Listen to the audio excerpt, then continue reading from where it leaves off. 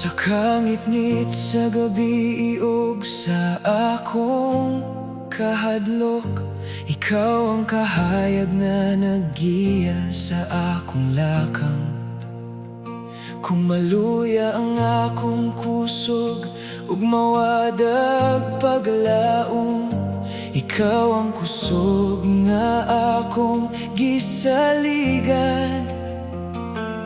Ang matag luha nga mitulog sa akong mga mata, nahibalo ka sa tanan nga akong gibati.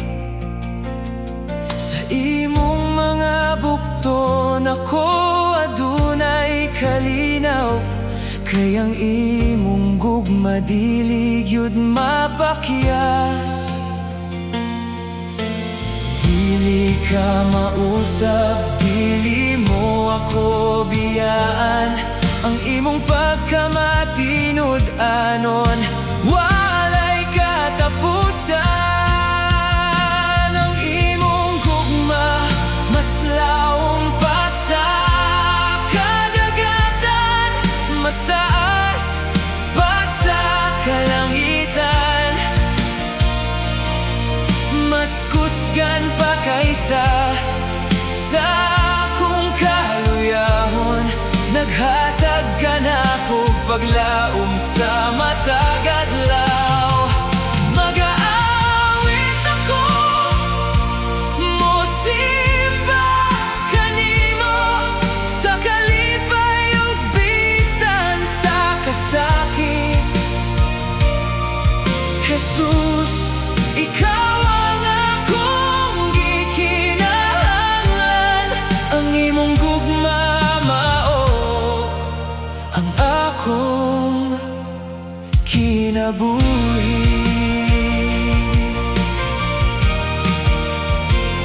Sa dihang nasa aga ko, sa dalan sa kinabuhi, gitawag mo gihapon ang akong ngalan.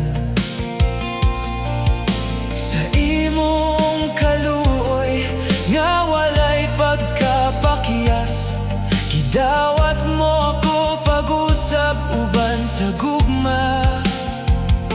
Ang mga samad sa akong kasing-kasing imong giayo, ang mga luha sa akong mata imong gipahirag kalooy.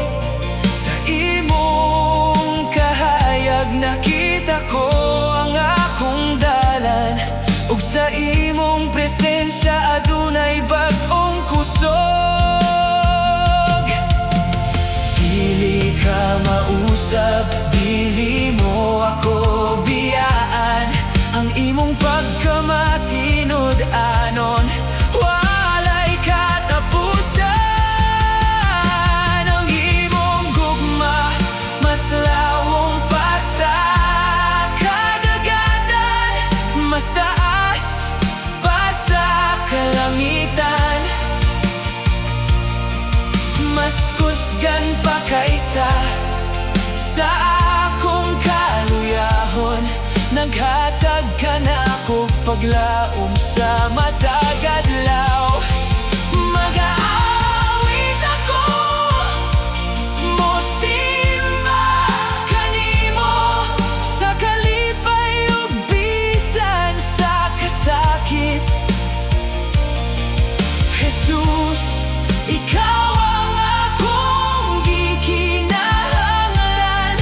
Ang imong gugma mao ang akong kinabuhi. Walay hadla, walay unos, walay kahadlok niining kalibutan. Ang makapabulag ka nako gikan sa imong gugma nga tinuod. Walay pagsulay, walay kasakit, nga dili nimo kaya mapildi. Kay ikaw ang akong saligan.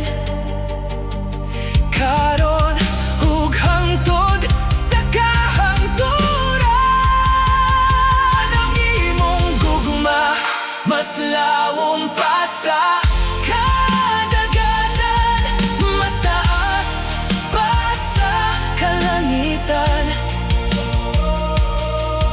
Mas kusgan pa kaysa sa akong kaluyahon.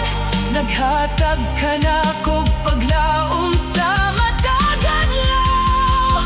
Mag-aawit ako, mosimba kanimo, kay ikaw ang Ginoo sa akong kinabuhi. Jesus, Hari sa akong kasing-kasing, ang imong gugma mao ang akong kinabuhi.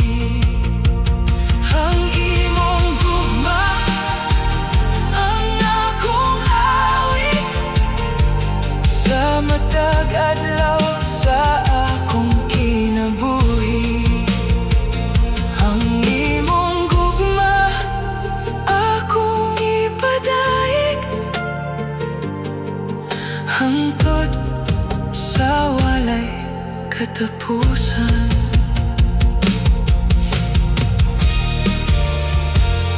Sa kangit-ngit sa gabi o sa akong kahadlok, ikaw ang kahayag nga naggiya sa akong lakang. Kung maluya ang akong kusog ug mawad ang paglaom, ikaw ang kusog